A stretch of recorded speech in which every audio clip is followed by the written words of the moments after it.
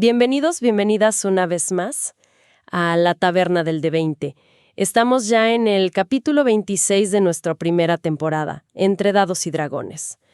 Hoy la taberna baja un poco las luces, nos acercamos al calor del fuego y vamos a desempolvar esos tomos que hablan de unas criaturas. Unas criaturas que todos creemos conocer bien, pero que la verdad esconden más de un secreto tras esa sonrisa llena de dientes. Los goblins. Siempre se piensa en ellos como los primeros enemigos, ¿no? Chiquitos, verdes, fáciles de despachar. Un trámite. Pero al revisar todo el material que hemos juntado para hoy, surge la pregunta: ¿es esa toda la historia? ¿O hay capas de complejidad, una sociedad, incluso una psicología que normalmente pasamos por alto? Precisamente. Son un ícono de la fantasía, eso sin duda. Pero esa misma familiaridad a veces nos impide ver más allá, ¿no? Los relatos, los manuales que tenemos aquí delante, pintan un cuadro, mucho más rico. Sí, pueden ser la morralla inicial, pero también son producto de una historia, de unas presiones muy particulares en los mundos de dragones y mazmorras. Y hoy, pues vamos a explorar esa complejidad oculta. ¡Perfecto! Me encanta la idea. Empecemos por lo básico entonces. Físicamente los conocemos, o creemos conocerlos.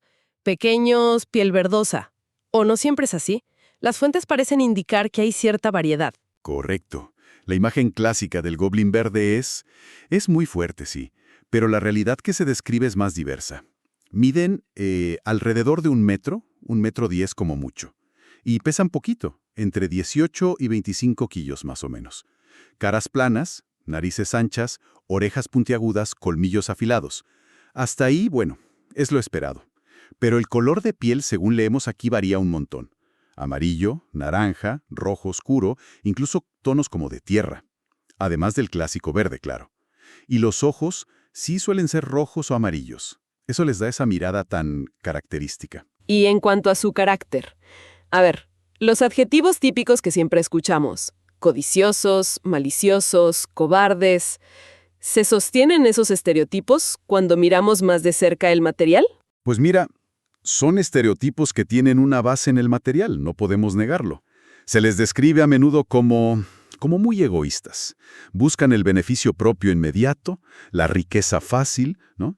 La crueldad es un rasgo, sí, recurrente, sobre todo cuando tienen la ventaja.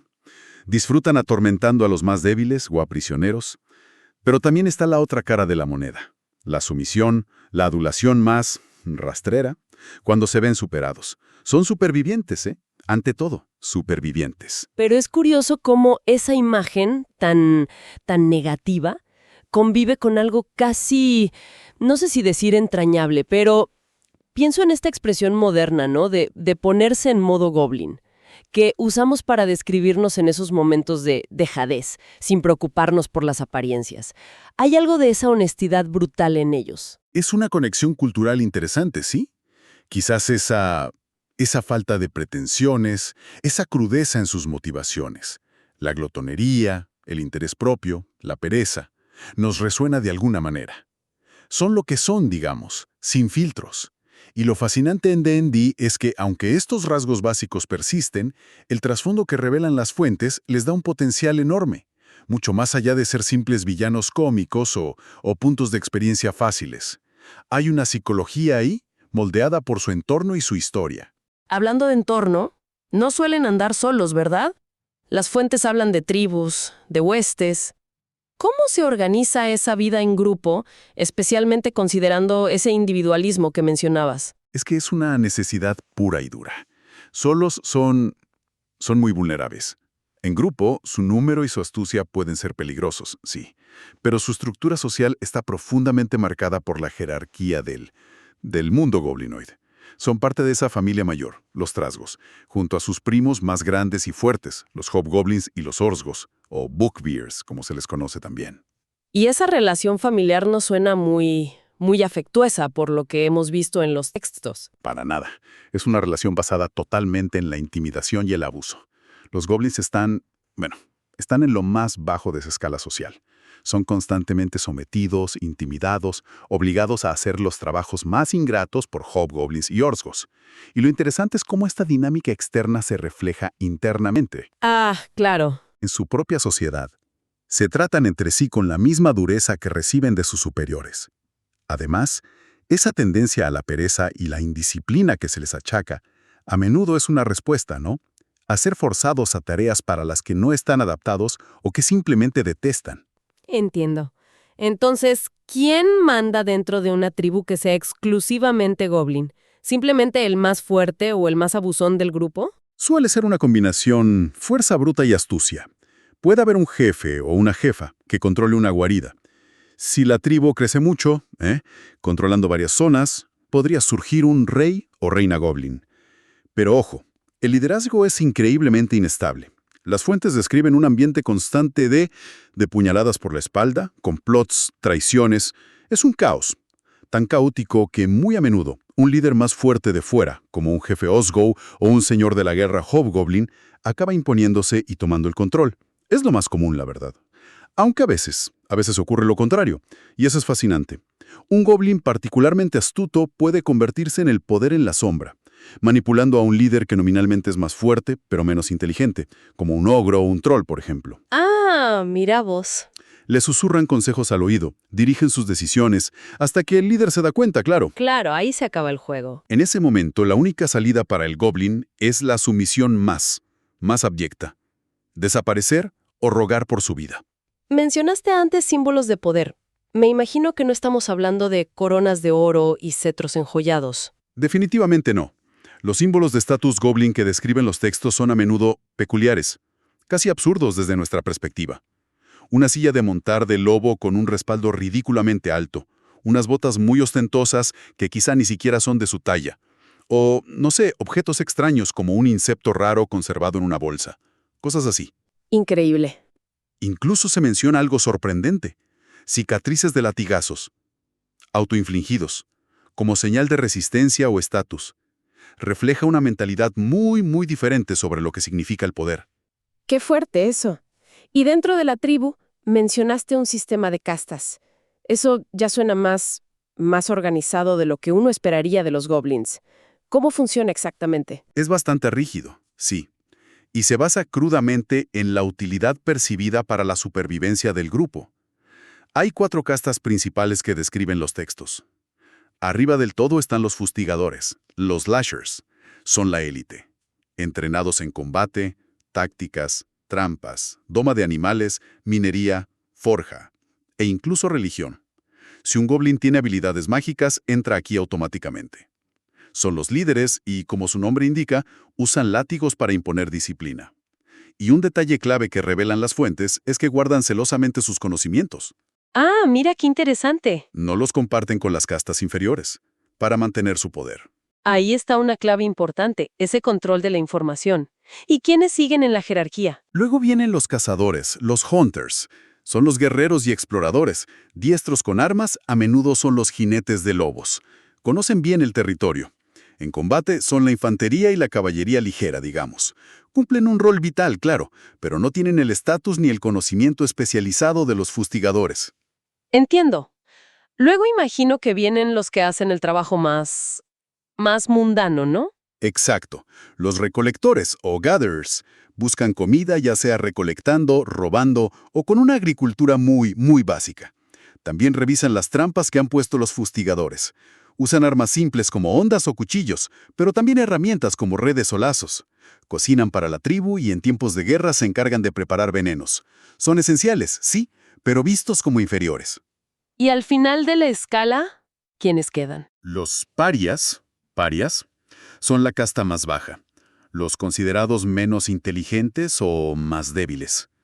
Les tocan los peores trabajos: limpiar, excavar en las minas, transportar cargas pesadas. Si la tribu captura esclavos, los parias disfrutan supervisándolos. Es como que replican el abuso que reciben ellos mismos. Claro, descargan en otros. Exacto. Si no hay esclavos, ellos son la mano de obra explotada. Es una estructura muy opresiva, diseñada para mantener a cada uno en su lugar. Una sociedad bastante sombría, la verdad. ¿Y dónde suelen montar sus guaridas? siempre en cuevas oscuras y húmedas como en las historias. Prefieren lo subterráneo, sí. Cuevas naturales, minas abandonadas, o incluso activas si pueden echar a los ocupantes anteriores. Les interesa extraer metales, sobre todo hierro.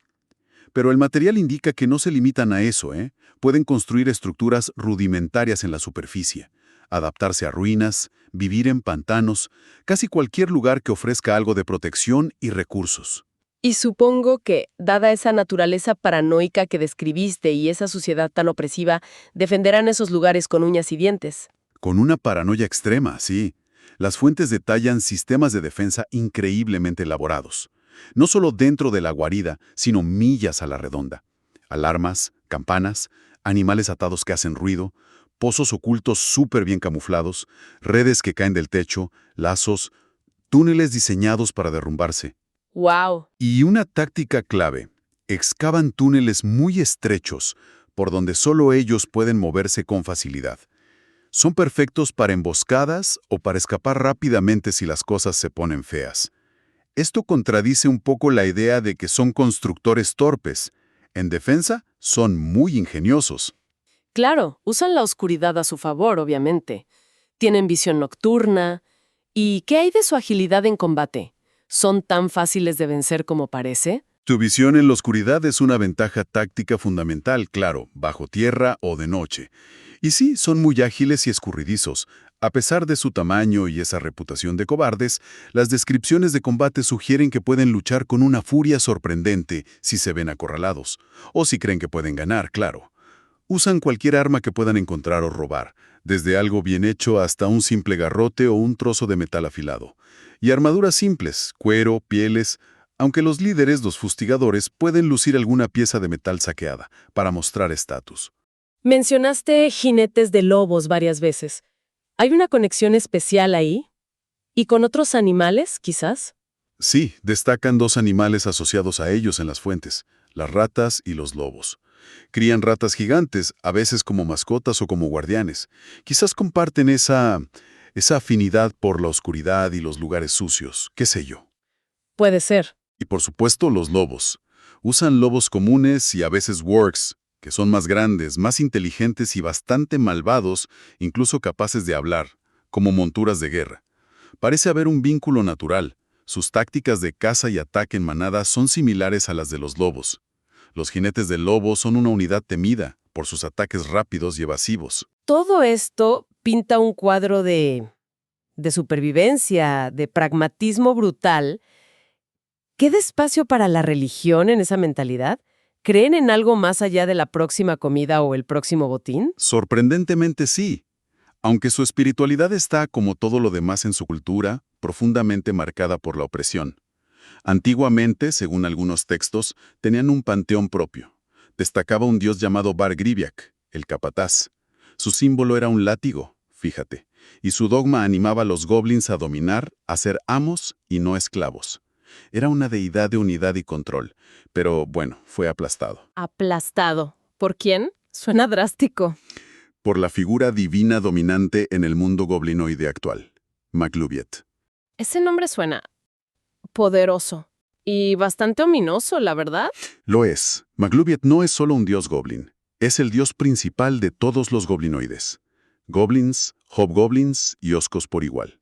Se le describe como un goblin inmenso de más de 3 metros, cubierto de cicatrices de batalla, con piel oscura y ojos que arden.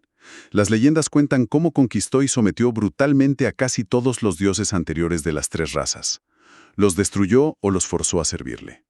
Es una figura que impone unidad a través de la tiranía divina. Pura fuerza. ¿Entonces lo adoran por fe? ¿O más bien por miedo? Mayoritariamente por miedo, sí. Maglubiet exige obediencia ciega y servicio militar eterno. La creencia que ha impuesto es que, al morir, los espíritus de los goblinoides se unen a su ejército interminable en el plano de Aqueronte, un lugar de batalla eterna y sin sentido. Es un destino que la mayoría de los goblins temen profundamente.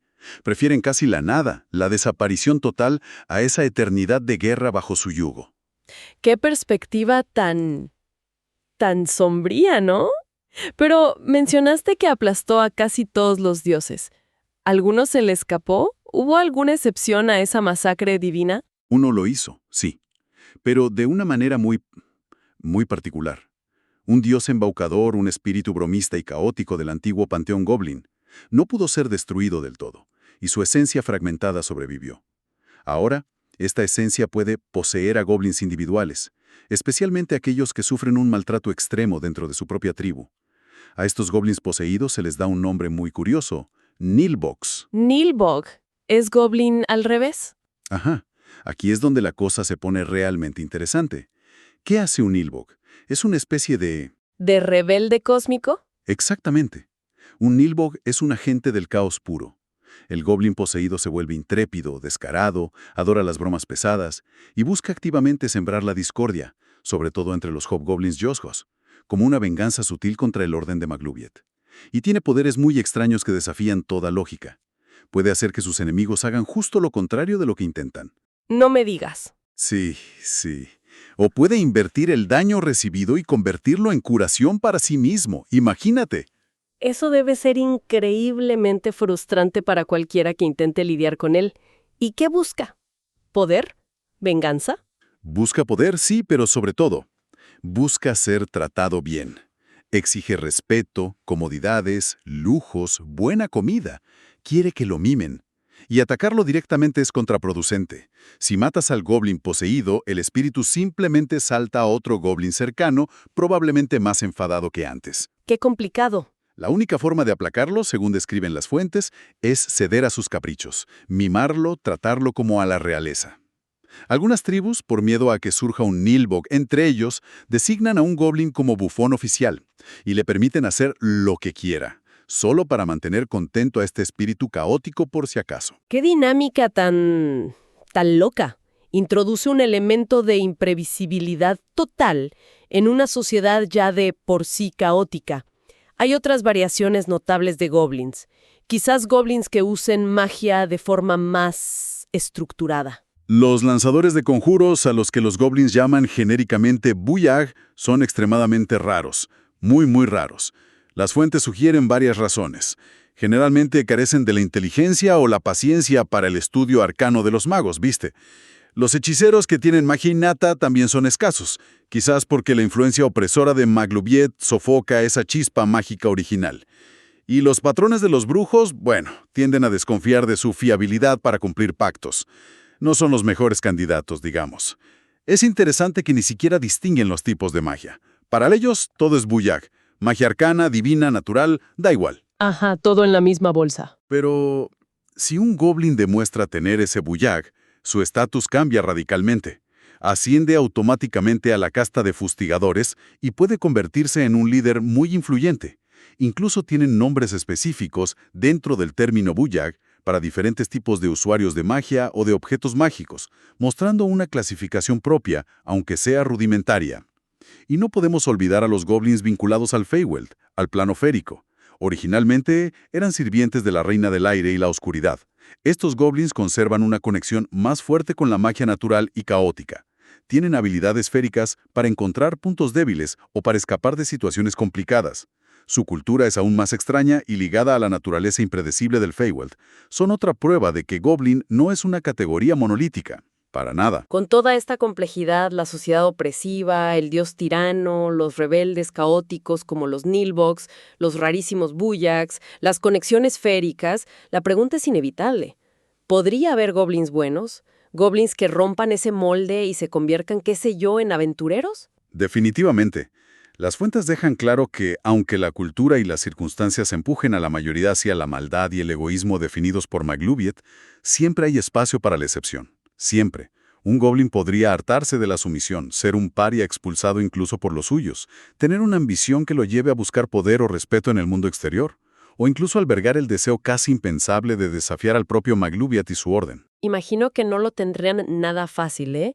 La reputación de los goblins es pésima y enfrentarían prejuicios por todas partes, especialmente de razas como los enanos, con quienes tienen una larga y sangrienta historia de conflictos. Sin duda.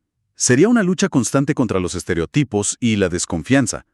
Pero sus habilidades naturales, esa agilidad, el sigilo, la visión nocturna, esa astucia innata para las trampas y la supervivencia, los harían exploradores pícaros o rastreadores excelentes.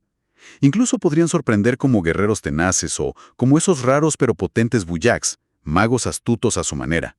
Son un recordatorio constante, presente en todo el material que revisamos, de que no se debe juzgar solo por las apariencias, ni asumir que un individuo es exactamente igual a la cultura de la que proviene. Así que ahí lo tienen, los goblins. Muchísimo más que simples monstruos verdes para empezar la aventura. Hemos explorado una sociedad compleja y brutalmente jerárquica, una historia de dioses conquistados y tiranía divina. Y también destellos de individualidad, de caos rebelde y hasta de potencial heroico. Exacto. Nos obligan a mirar más allá de la superficie, ¿no? El contexto, la presión, la historia, todo influye. Pero incluso en las criaturas aparentemente más simples puede haber profundidades inesperadas. La pregunta que queda resonando, después de analizar todo esto, es ¿qué necesita un goblin individualmente para romper esas cadenas culturales y divinas y forjar un camino completamente distinto? Una pregunta para meditar junto al fuego de la taberna. Esto ha sido todo por hoy en la taberna del D20. Esperamos que hayan disfrutado esta inmersión en el fascinante mundo goblin. No olviden seguirnos para no perderse nuestras próximas exploraciones y acompáñenos en nuestro siguiente episodio, que se vienen las demás criaturas goblinoides y mucho más. ¡Hasta la próxima!